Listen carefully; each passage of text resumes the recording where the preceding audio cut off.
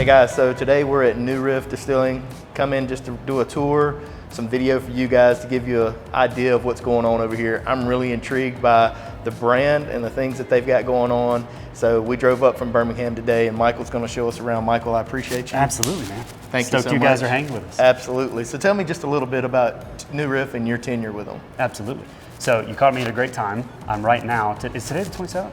Man, I don't know. Don't get me to line. It should be. Today is the 27th. Now think about it. Today is actually my 2-year anniversary. 2-year anniversary. Congratulations. Yep. Thank you, man. Okay. I'm loving every minute of it. For sure. We as a company just turned 11 years old a few months ago. Right. So it's an exciting time to jump in. We're excited about what we've been able to accomplish in the first 11 years. And we're looking forward to the next 11 years, 100 years, 2,000 years, whatever that looks like. Right. We're excited for it. Awesome. Well, I'm excited to see the tour today. So Absolutely. I'm going to put you on the spot on camera and let you show us around a little bit. That sounds like great. Awesome.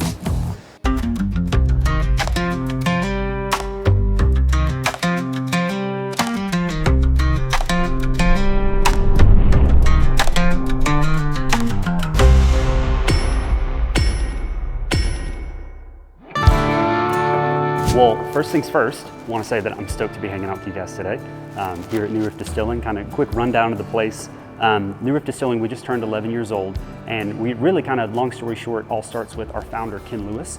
He owned multiple liquor stores down in the Louisville, Kentucky area for many years, and then he ended up selling those liquor stores off, moved up here, brought the capital, and built the Party Source, that teensy tiny liquor store next door to us. I know that we were talking about that earlier. If you guys haven't already been in there, you need to go and check it out. It's a fantastic spot. One of, if not the largest liquor stores here in America.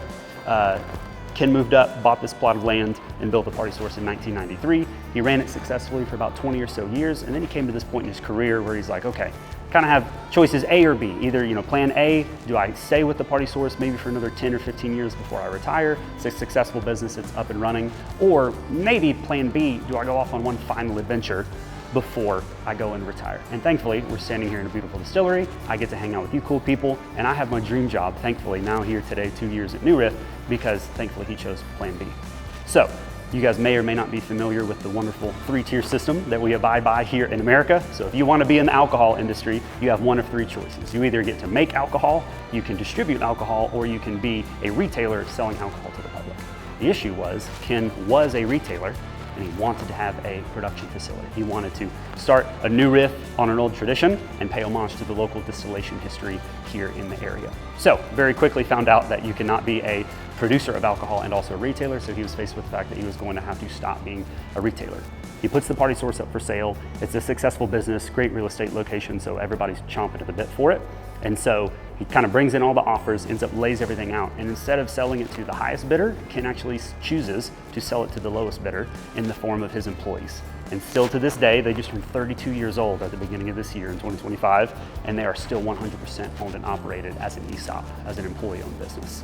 So, big shout out to the Party Source. We love them, we have a great relationship with them. When Ken was doing all that paperwork, he said, hey, you guys take over the business, let's share the parking lot here behind us, and then give us this little slice of the pie kind of in the corner of the parking lot so that we can go ahead and get breaking ground and get everything started. We're breaking ground, we're doing construction in 2012, 2013-ish to prepare for an opening and a beginning of distillation in 2014. As we're getting all that together and making that happen, we kind of have the legal stuff out of the way, we have the real estate stuff out of the way, so now we have to figure out where in the world we're going to get water from. So we start looking at our options. Do we take maybe local city water from Newport and clean it up? That would be fine. There's plenty of distilleries that will use local city water and just purify it. Do we take water from the Ohio River next door to make our whiskey? Thankfully, we didn't have to do that. Truth be told, the whiskey may have turned out nuclear if we decided to use Ohio River water. As much as I love the Ohio, it's awesome, but maybe don't want to be drinking the water too much. So as we're going through all of that, one of the civil engineers actually speaks up and says, hey, are you going to check out for an aquifer? And we said, what in the world is an aquifer? And so he said, hey, there's some underground water deposits all over Kentucky. You may be able to find some here in the area, especially being so close to the water and kind of where we're positioned. You're here by the base of a bunch of hills. You guys may be able to, find an aquifer. So we decided to bring in a well digging company. Lo and behold, 110 feet deep underground, we strike clear liquid gold in the form of a natural alluvial aquifer. So it wasn't a total miracle that we were able to find a water source. The real miracle is that the water source turns out to be perfect for making our whiskey. A few of the things that make it special is it's 58 degrees year round, so we have access to cold water all throughout the year. We have 500 gallons a minute. If we open that bad boy up full blast, it naturally replenishes all throughout the year. level 7 pH, so it's nice and neutral. We're not having to add in a bunch of hoopla to try to neutralize the pH. And then finally, well, no pun intended, maybe pun intended, the earth is really doing us a solid with a lot of natural filtration. It's going through so many layers of sand, soil, dirt, and this beautiful Kentucky limestone shelf that we sit on up here in northern Kentucky, runs down to Louisville and a few other parts of the state, that it's kind of naturally taken out a lot of the yucky things and the yucky minerals, mostly iron, so that we can just focus on using that water for our production. And it works really well with the fermentation there in the whiskey. So we've been using it since day one, just turned 11 years old. We're gonna keep rocking it, keep using it. We're excited for the next 11 years, the next 1,000 years, till the earth explodes. We're just gonna keep making good whiskey and hanging out with cool folks. What's the like oldest yourselves. whiskey you guys have bottled and put out so far? Oldest thing that we've done was just a few months ago. We had a special release of something called First Decade, and we threw together some cask strength 10-year-old barrels. Very nice. Yes, sir. Very Is that excited something about you it. might have in the library that we could try today? That's very possible. We'll have to see. That'd be nice. Okay. Yes, sir. Looks like you got some fans there outside. Absolutely, absolutely. You guys ready to rock and roll? Yeah, let's get it. Make it happen. You guys can follow me. We're gonna zip up to the second floor into production. New riff, referring to a new riff on an old tradition. The truth is that Ken Lewis used to be a big hippie, a big deadhead, and he loved the Grateful Dead. And so when we were getting the distillery started and trying to think through what's our name gonna be, what's our ethos, what are we all about, he thought of a group of distillers could be very similar to a great famous jam band like the Grateful Dead. In the same way, let's say you take a legendary band like the Grateful Dead, you have this beautiful discography, you have all of this music, and you're kind of playing the same thing over and over again for years and years and years. How do you keep that fresh and exciting while still honoring that tradition? You might be playing the same music over and over again, but you might add a new solo into the song. You might add a new riff to that melody while still kind of keeping true to the song. You're keeping it new and fresh. So that's what we want to do. We don't want to throw away and discard and completely deviate from old school traditional Kentucky distillation history. We just want to be a new riff on that old tradition. So you'll see here in a second when we get into absolutely, just like you're strumming a bridge on a guitar and all the strings and the sound waves. Absolutely. It's also kind of paying homage to the winding and turns of the Ohio River and the fact that we're kind of split right there, connecting northern Kentucky to Cincinnati as well through the Ohio River. Absolutely. Yes, sir. You guys can follow me. We'll jump into the production floor. We are doing active production today, so just a reminder, live production, we're gonna be safe. There's plenty of opportunities to trip over things, so just be careful where you step. You guys can follow me. Obviously, you're welcome to do photo and video. We built the whole place out of glass, so if we're trying to hide something, we're doing an awful job of it. I think transparency is the biggest thing that I love about New Riff. Everything I've read about you guys is just transparency, transparency, transparency. Absolutely. I like it. That's a really big deal That's to one thing us. that's lacking in the world of whiskey these days that's so frustrating. And it's a little easier to be transparent when you're distilling as opposed to when you're sourcing. Sure. With all the NDAs and all that kind of stuff, right? But sure, man, it just really is painful from a consumer standpoint. No, definitely. No, I agree with you. That's one thing that we're excited to bring to the table is transparency. Sure. Awesome. So you guys can follow me. We're gonna head all the way to the other side of the distillery. We're gonna start talking about grains first, and then we'll make our way back and look at all these cool tanks and some different fermentation and distillation that we have going on.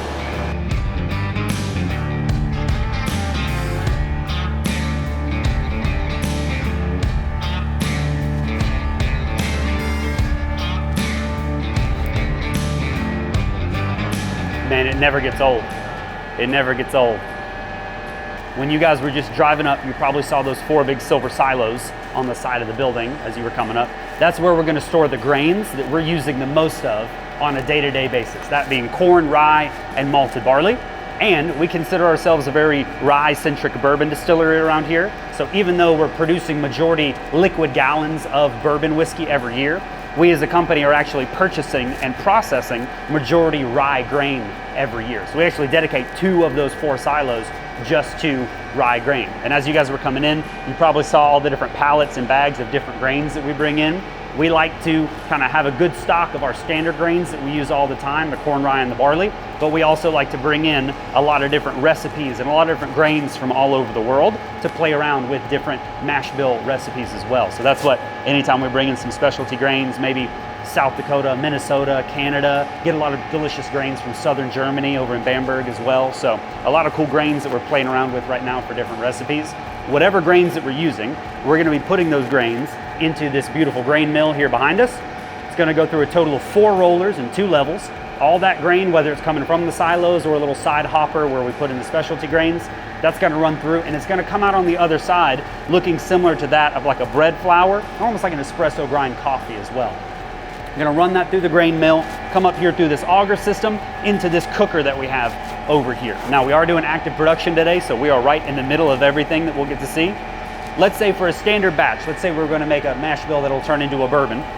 We're gonna throw in 8,000 pounds of grain in a 2-to-1 ratio of grain to water. So about 8,000 pounds of grain, 4,000 pounds of water, as well as a few hundred gallons of a product known as backset. A little bit of liquid stillage that's been set back from a previous run. All the whiskey products that we make are sour mashed. Similar process to sourdough bread. When you go to make a new batch of sourdough bread, you get a little bit of an old batch, you incorporate the old into the new.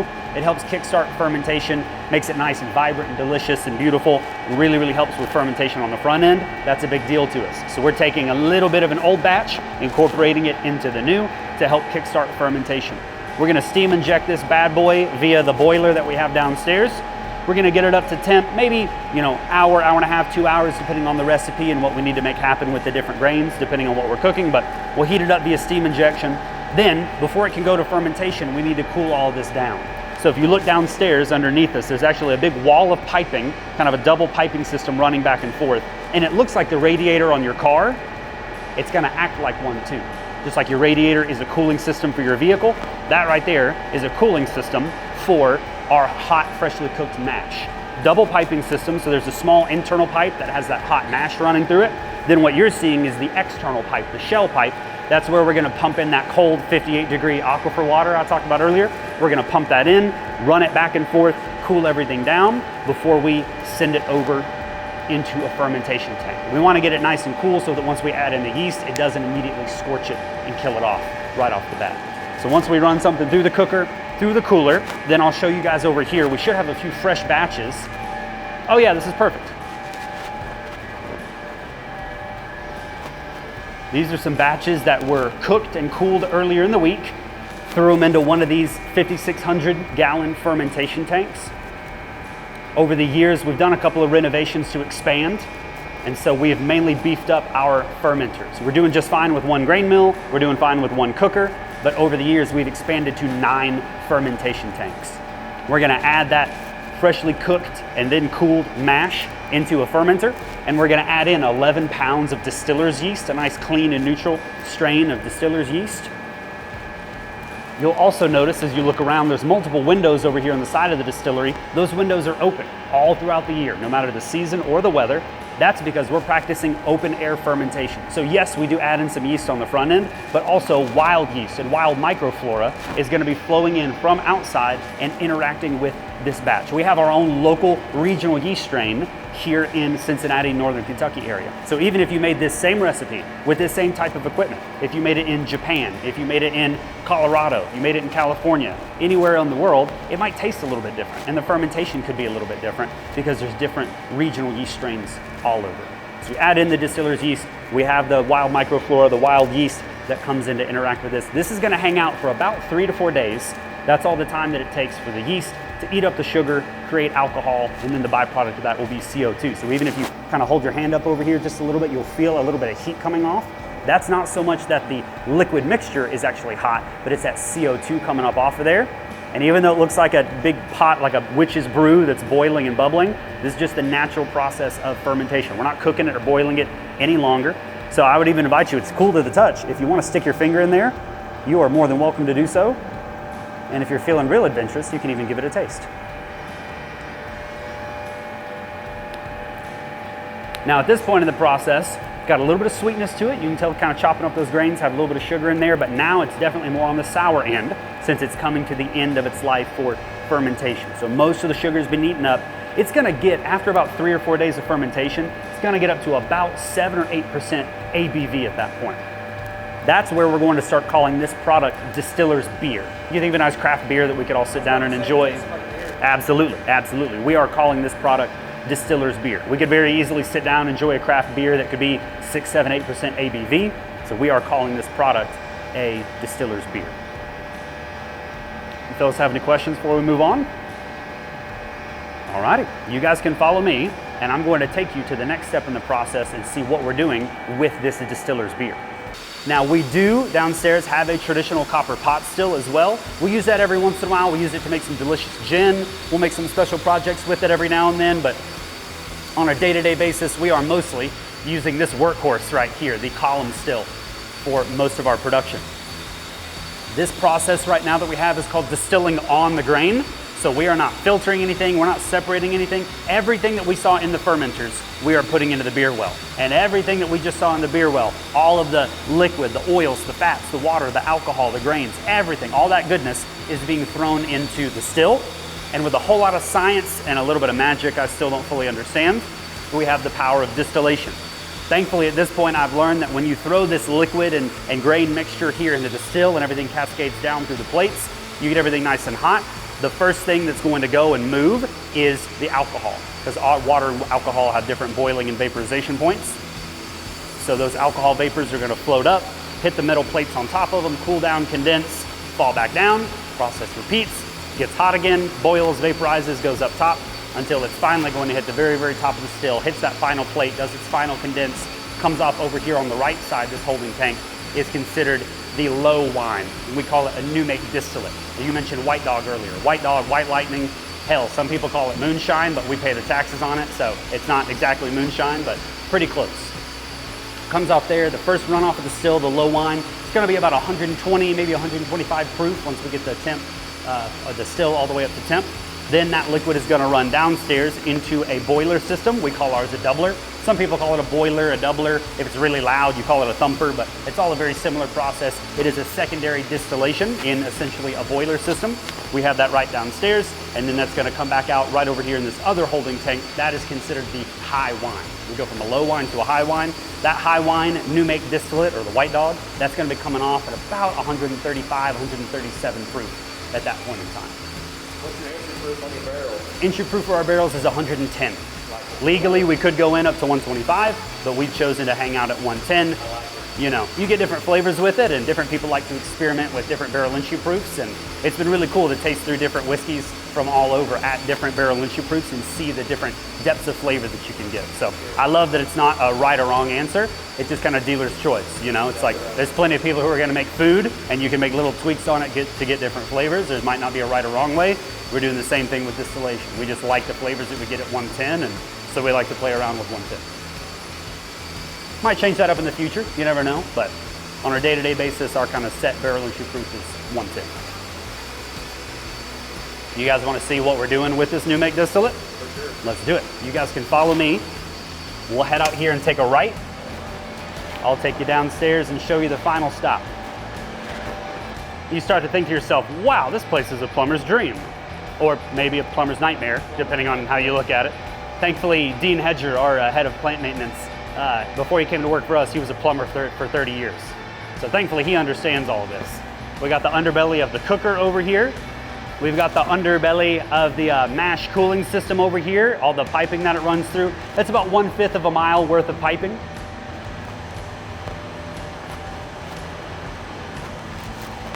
Then we've got the underside of the 5,600 gallon fermentation tanks as well.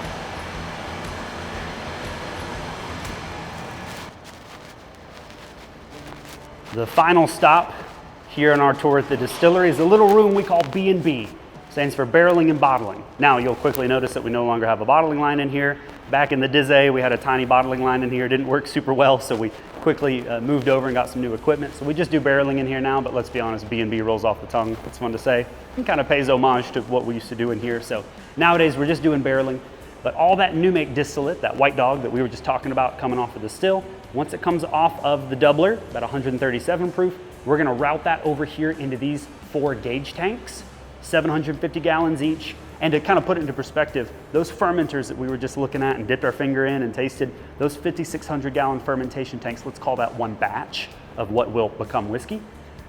Once that goes through its whole life cycle, you know, we cook it, we cool it, throw it into the fermenter, hangs out for 3 or 4 days, ferments, goes into the beer well, goes through the still. Once it goes through that whole process, it's only going to yield about 700, maybe 750 gallons of usable distillate at the end of that. That's enough to fill up about 12 to 15 barrels, depending on the yield. So we're gonna take that high proof new make distillate, throw it up here into one of these gauge tanks. Then we're gonna add in some RO water, some reverse osmosis purified water. We wanna do RO purification because we don't wanna change the flavor too much. So we want something kind of nice and neutral. We don't wanna throw off the flavor profile too much at this point because we're happy where the distillate's at. We're gonna take that down from about 137-ish down to 110, our standard barrel entry proof. Gonna load them up over here, maybe 2 barrels at a time, takes a few minutes to fill up. Our team's gonna load up maybe 10, 15, 20 barrels at a time and kind of have them stashed away. And then our barreling team will come over with the box truck, pick everything up and either take it a few minutes up the road to our west campus where we can hold a little under 40,000 barrels, maybe 36-ish thousand barrels, or they'll take it about 20 minutes south down to Silver Grove, our newest campus where we can hold 41,000 barrels. Yep.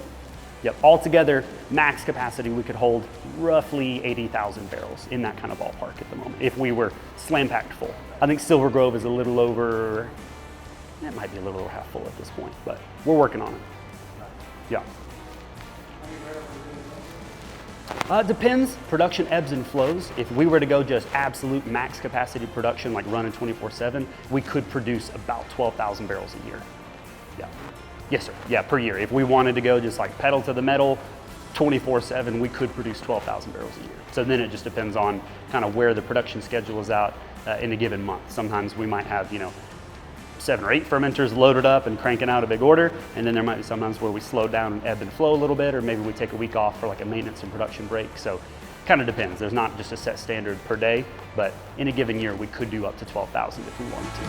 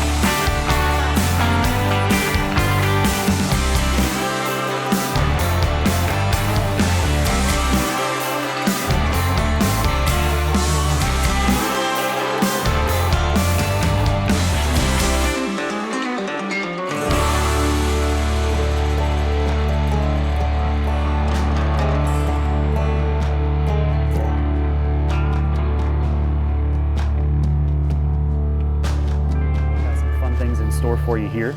Kind of from left to right would be my recommendation with it.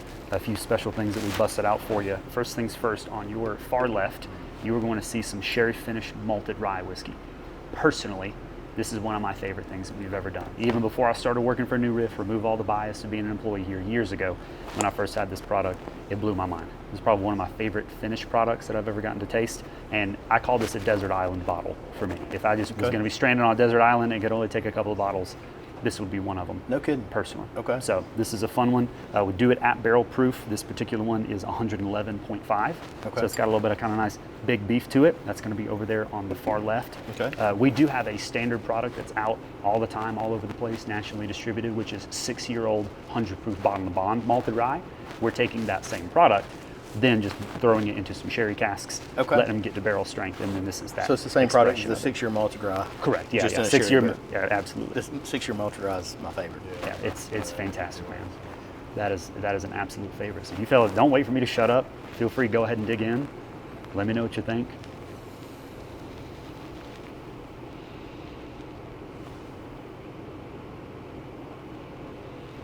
Always some lovely color on those bad boys as well. Yeah, that's nice. No. I think one of my favorite things about it too, I'd love to hear, what you think, is I think one of the biggest things, at least nowadays, that I'm looking for when I'm drinking any type of finished product is balance. Because it's one thing to kind of hone into flavor, but there's definitely a big pendulum swing and a big spectrum of flavor out there. And it can be, and I have the utmost respect for people who will experiment and work with finishes, because it is difficult to do and very, very difficult to do it very well. And that's really nice. Yeah. Can I see the bottle? Yes, absolutely. Put it on video there. 100%. Go ahead and get the focus. You should give it to me, brother. Everything I find in the store, I Yeah. Well, So we this appreciate is the one the that we're support, tasting man. right now, get. I hate seeing bottles I can't. which is like the 6-year malted rye that I Yeah. love, but finished in sherry. But that's Very just encouragement. nice. Come out, hang out with us, and you can at least drink it. You know what I mean? Because the other option would be like, nope, it doesn't exist anymore. Sorry, sucks to suck. But at least this way with the whiskey library, if you want to come in and be like, I heard about something from years ago, taste a little piece of history there. That's a really good mouthfeel. Yeah. It's not over the top, but it's not thin. Absolutely. Good viscosity to it. Every product The that we flavor have is profile is just even. Like it doesn't. There's nothing about it where it comes on light, rolls on it just kind of smoothly. I like it. for sure. It says 111 proof. Yeah, this particular release is 111.5. Every year it's barrel proof, so there could be maybe a slight tweak to it. Maybe next year's will be 112, or another year might be 110. But it's with that barrel entry proof of 110, our barrel proof products, depending on the age and kind of the situation they're coming from, it's going to hang out maybe in that 110, 115-ish kind of range. I'd say it has like some darker floral notes on it. I'm typically not a floral guy, but I really like that bottle. That's good. Yeah. That would be a great bottle to have. Yeah, that's a very fun one. That is an annual release for us. It leaves your palate clean. Yep.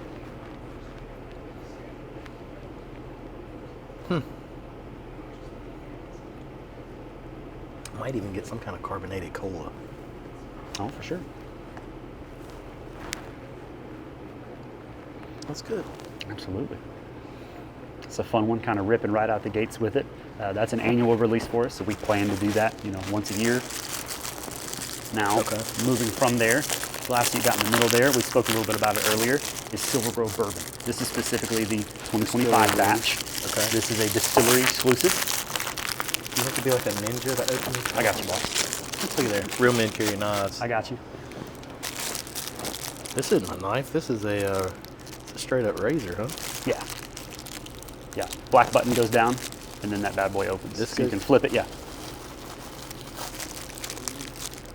Wow, look at you now. There you go. Did I cut That a cut on fastback there? saves. Yeah. That fastback saves my life. I don't go anywhere without it. That's awesome. Absolutely. Yeah, Silver Grove is a ton of fun, especially this 2025 batch. We do some kind of different batch every year, so we might tweak the recipe, might tweak the blend, so that it's something different every year. This 2025 right now that you have is a barrel-proof blend. I believe it's 110.3, if my memory serves me correctly, and it is featuring barrels from all three of our different warehouses. So this is the first time that we've had a product that is incorporating barrels from both of our West Campus warehouses, C and D, and then also now some barrels that spend a little bit of their lifetime in the new Silver Grove campus. So this year, both the bourbon and the rye, barrel-proof blends. I believe the bourbon's 110.3, the rye should be 110.2, so kind of hanging out in that same area, using blends, using barrels from all those Non-chill different filter. warehouses. Yes, sir. Everything we do is non-chill filtered. That is my thing, man. Yeah, Give we it all love to it. me. I don't care about the whiskey. Doesn't have to look sexy, right? If there's some film in there, some Sure. fat, like I appreciate that. Absolutely. Yeah, we figured we spent so much time and effort and energy trying to make an awesome product, we don't want to remove anything. Right. So any kind of viscosity, oils, fats, just overall essence, we work so hard to get it, we want to keep it in there. For sure. And we want to bring it straight to you to enjoy. Another fun thing is, again, we have some water droppers here with purified water. If you care to use it, that's just available to you. And if you ever put, 1, 2, 3 little drops of water in there, you can just immediately see the effect that it has on all the oils and fats separating. It's so cool, isn't It's it? awesome. Yeah, the little ice in there, a little drop of water, you can immediately see the effect of it. The thing that I would say is that New Riff is unique in that I can't really compare it to another whiskey that I can think of. Like, do y'all know of another whiskey that you can drink?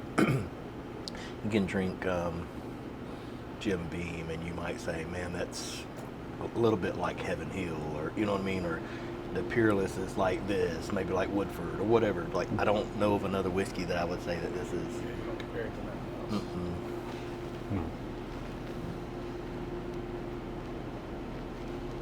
There's nothing offensive about it.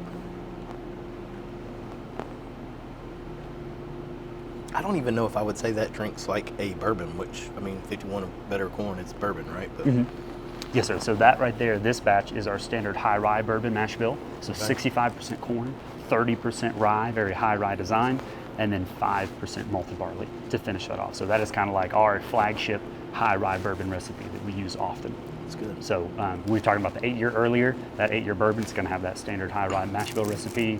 You come and hang out. I have the honor of leading the single barrel program. You come out and hang out with me and get some single barrels. Our single barrel bourbons are going to have that high rye recipe as well. Okay. Yep. Well, we may have to talk. Yeah, absolutely, brother. That's what I'm here That's for. what y'all use it just- On kind of like flagship recipes that we're using on a regular basis, we have our standard high rye bourbon mash bill that I just mentioned, the 65 corn, 30% rye, 5% malted barley. And then oftentimes when we make rye whiskey, it is 100% rye.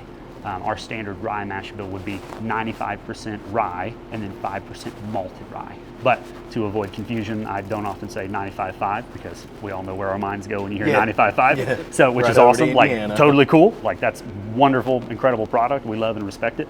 But just to avoid confusion, because 95% rye, 5% malted rye, that is 100% rye. So just kind of for clarity's sake, I like to say 100% rye. And then instance for also our malted rye is just 100% malted rye whiskey. So we definitely play around with, and you kind of got those cool shots of the whiskey library. We'll definitely play around with different recipes, but on a day-to-day basis, our kind of two main flagship recipes are either that high rye bourbon or that 100% rye whiskey. We love our rye grain around here, and we love high rye designs in a lot of our bourbons. I think I lean more towards rye and high rye bourbons in my preferences usually. For sure. I've definitely gotten to that point now as someone who's kind of been in whiskey, into it for the past couple of years now. I love drinking different products, exploring different flavors and mash bills and finishes and just kind of what different flavors and opportunities are out there. But over the years, the more whiskey that I get to learn about and kind of mature my palate, I do kind of start to lean towards things like non-chill filter, maybe high rye bourbons or rye whiskeys, and the flavors and experiences that can come with that. For sure. So many cool options out there. There are.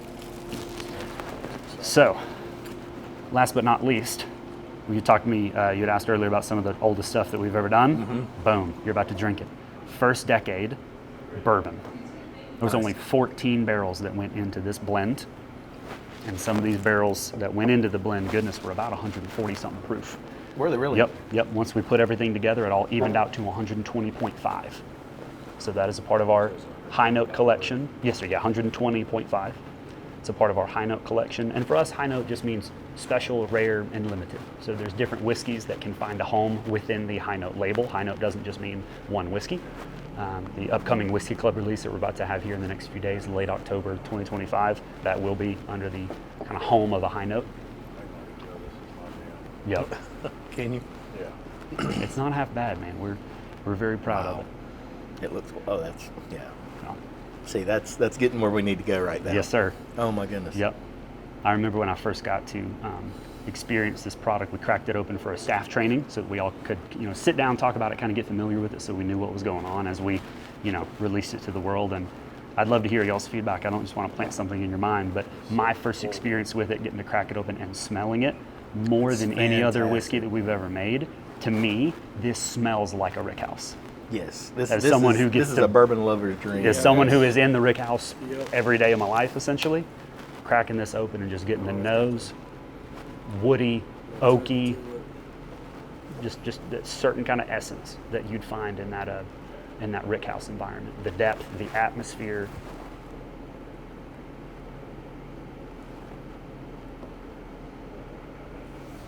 I'm excited about that. Yeah. I'd be more excited if you told me there was a bottle I could get. I know, right? If there were I any haven't left. even tasted it yet. I know where one's at. I know, right? Matt, if you get his attention that way, Yeah. fire, whatever you got to do, For sure. I'll give you some of it. If only we had video evidence. Yep. Yeah, this was a very exciting release for us. Now see that. Yeah. So where the majority of New Riff for me has that lighter flavor, this thing is very bold. Sure. Like there's a lot of deep dark flavor. I can't believe you're sitting here feeding me something that you have no more of. That's just cruel. I know. Well, I could just say, hey, we have none, so you get nothing. Right, yeah. But no, I'm appreciative that I got to try it. And I For sure. guarantee you I know where a bottle's at. My buddy Robert probably has that. Come on, Robert, we're coming for you. We're coming to your house. Matter of fact, I'm We're going to gonna send him a distract picture Robert. right now and ask him how many he has. There you go.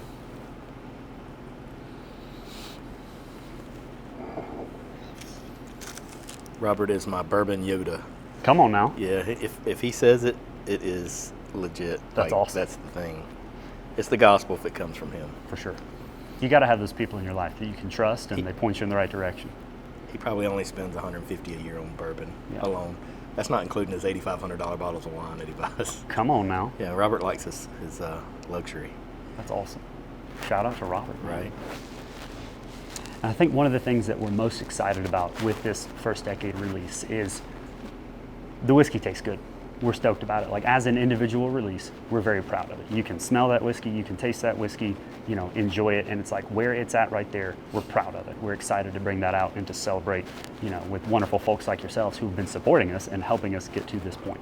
But even more so than just having an individual release that tastes good that we're excited about, is it's really showing us a trajectory that here at New Riff, we are very proud and we stand behind our 4-year-old bourbons and ryes. We're excited about, you know, our 6-year-old products. We're excited now that we can put together some 8-year-old product, bourbon and rye, and send it out all over the nation. And now here as we creep up to 10 years old, not only is just this individual release tasting good and we're excited about it, but it's showing us this trajectory that if we're liking it at 4 and it's still good at 6, still good at 8, and hey, what do you know? 10 years old, it's still great. It's not, now that's getting to 10 years old, it's not whimpering out. It's not floundering. Dude, it's not barely crossing the finish line. Freaking crazy. Yeah. And you get tons of like cherries and some nuttiness and God, so you're saying there could be more of this in the future, something like it. For sure. Well, our biggest thing here at New Riff is we want the whiskey to speak for itself. So we're not going to be obsessed with a certain marketing angle or a certain number for the sake of a release. We want to age the whiskey and handle the whiskey so that it's tasting good and we can be proud of it. So what we're excited about is the fact that if it's still tasting good at 4, 6, 8, now 10 years old, we think that with this trajectory, we think it still has some even more capability. I would think given your environment, you're good up to maybe 18. You know, I mean, for sure. And if the whiskey tastes good at that age, that's right. We would be excited and you know proud to release it. But we would never want to sacrifice quality and flavor for, oh, here's a 50-year-old whiskey and it's cool because it says 50, but if it doesn't taste good, it doesn't taste good. For sure. We're not proud of it. No, that's one of the things I appreciate about a lot of different brands, and my buddy Seth over at Detling and Atmore is the same way. Like, yeah, I'm gonna do what's right for the whiskey. Absolutely. If I feel like it needs to be double barreled, I'm gonna double barrel. If I feel like I need to pull it, I'm gonna pull it. Sure. If I think it needs another year, I'm gonna let it sit another year. Like, yeah. Maybe that's a great barrel and it needs to go, but if I don't feel like it's quite to its peak, I'm not letting it go, right? Yeah. So I appreciate you guys with that. This was 10 year. Yes, sir. Is this the oldest whiskey that you've tasted from New Riff? Yes and no. And I tell you what. Because y'all are 11 years old, so yes, in theory there should be some maybe 11. For sure. Did they lay anything down in the first year? Yes, sir. Yeah, ever since 2014. 14. Yeah. Okay. You guys doing good on time? You trying to rush out of here? Dude, you got no, a second? I'm not rushing anywhere. You feed me. Well, I'll tell you what. You guys have been on your best 1, 2, 3, behavior. 4 spots up. So I'll tell you what. How about this? Put this in your pocket, man. Golly, dude. I wanted to try. He's not answering me yet. So when you speak about the oldest thing we've ever done, we're really, really excited about Headliner. This is now an annual release. We do it every summer. We'll do kind of a different blend. We'll do a different label with it. Okay. And you think of it, like we said earlier, New Riff on an old tradition, rock, the power chords, the sound waves. Headliner is like saying, hey, it may be an old music festival where certain whiskeys are headlining, and then there's all these different acts lining up to support this overall headliner. This is very, very limited. I think this one was only, 746 bottles came into existence. Okay. And then we focus everything on charity. So we might change the price a little bit, but then we're focusing a lot of that price point to donate to local charities. For instance, selling these 750 something bottles helped raise $30,000 for a local charity here in the Cincinnati, Northern Kentucky area. So this bad boy right here consists of 28% 11-year-old corn whiskey. That's actually the first thing we ever made because everything we do is sour mashed. When you sour mash, you need a little bit of a previous batch. Right. What happens when you're brand new and you ain't got nothing? Yeah, right. You need a batch to then draw the sour mash from to incorporate it to it. So the first thing we ever did was a corn whiskey.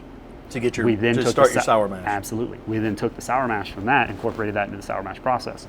So 28% 11-year-old corn whiskey, 27% 11-year-old bourbon whiskey, 15% 10-year-old Balboa rye whiskey, 15% 10-year-old rye whiskey, and then 15% of 8-year-old Aroostook malted rye whiskey, which may or may not be my favorite thing that we have ever made, is that Aroostook malted rye whiskey. Again, an old heirloom grain that we got to bring in and malt and make a delicious whiskey from. So let me grab you boys some glassware.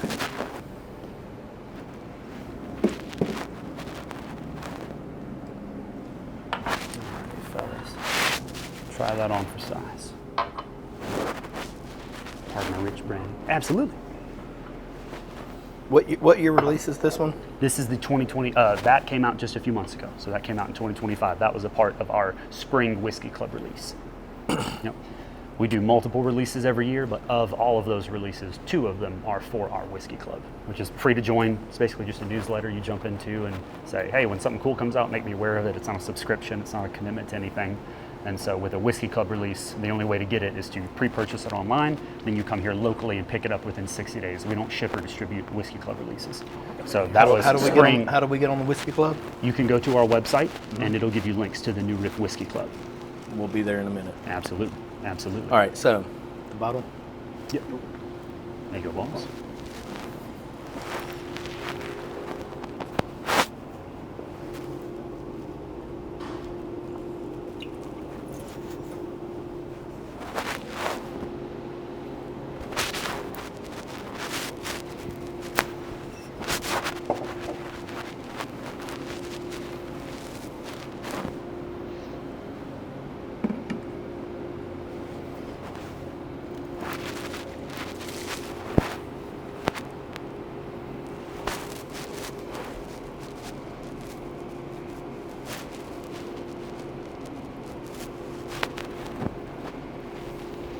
Brandon, you were talking about depth and complexity earlier with the first decade. This is very complex. I can already Buckle up. tell you. Yeah. Buckle As soon up, as it hit my nose, I was like, oh God. Yeah.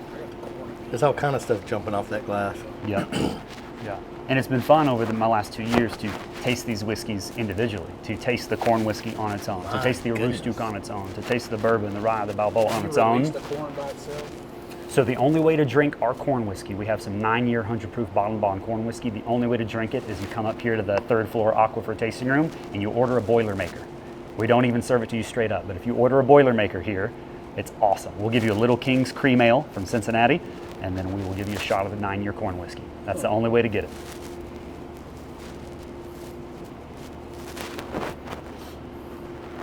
So from a standpoint of darkness flavor, this is more my jam. Sure. This thing, a little on the brighter note, but holy cow, the complexity. Yeah. My goodness, and it just keeps going. Absolutely. That's something that we've been really, really excited about here at New Riff, especially now getting to 11 years old. Not saying we're perfect, not saying we have everything figured out, but it's been really cool to see. In the very early days, we had to figure out how to distill and age whiskey and do it well. And we're very proud of the work that we put into that and the results that we've gotten. Now that we kind of have a decent grip on our grains, on our barrels, and kind of our core recipes, and kind of have those basics and foundational things laid out, now the distillers are getting to grow and kind of mature and play around with blending. And so it's been really, really fun to learn more and more about not just distilling and aging the whiskey, but putting together really cool blends like the headliners, like our Kentucky single malt whiskey. That's something that we're very excited about. That thing goes from like a bright floral note into some fruits, and then like dark sweetnesses, and then there's like some nuttiness in there. Like that's wild. Yeah. Probably my favorite component of it is, and like I mentioned, part of that blend is that Aroostook malted rye, which is one of my favorite things we've ever done. The key note that stands out to me about the Aroostook is the fact that it's almost like a chocolate-covered orange peel. And so then when I drink this, you get all that depth and complexity and all those different flavors, but then the finish, it has that slightly bitter, slightly sweet, kind of a citrusy orange peel type of finish. And that's really what makes it stand out to me as one of my favorite components. I can see that. How it finishes with that kind of hint of like, hey, there's some Aroostook in here. The mid-palate flavor, just like, man, you get all kind of stuff. Like there's like clove in that. It's all over the place. I like that. Yeah. Especially with it being so rye forward, and even the bourbons in there are high rye. Bringing forth those baking spices is a definite highlight.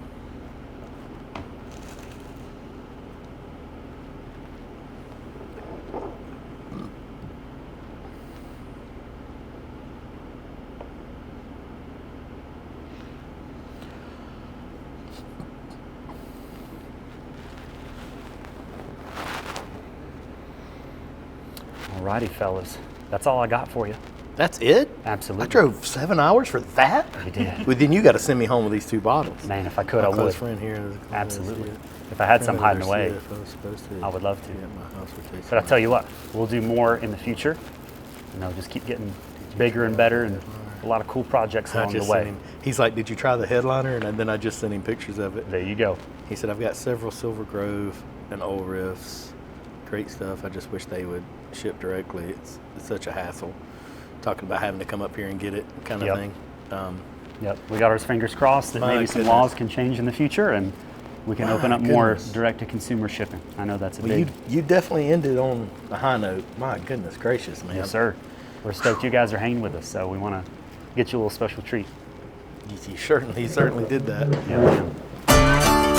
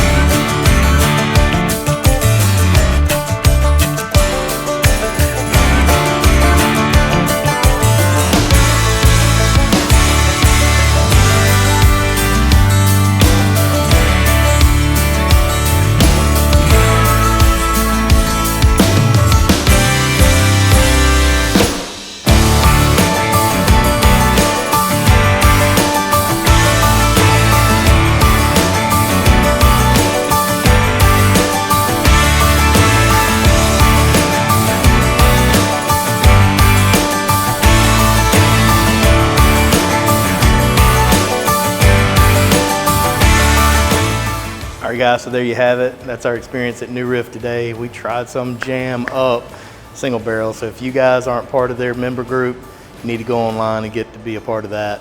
I know I did today, and I'm gonna be looking forward to grabbing some of those soon. Freaking fantastic whiskey, dude. Y'all check them out. Cheers.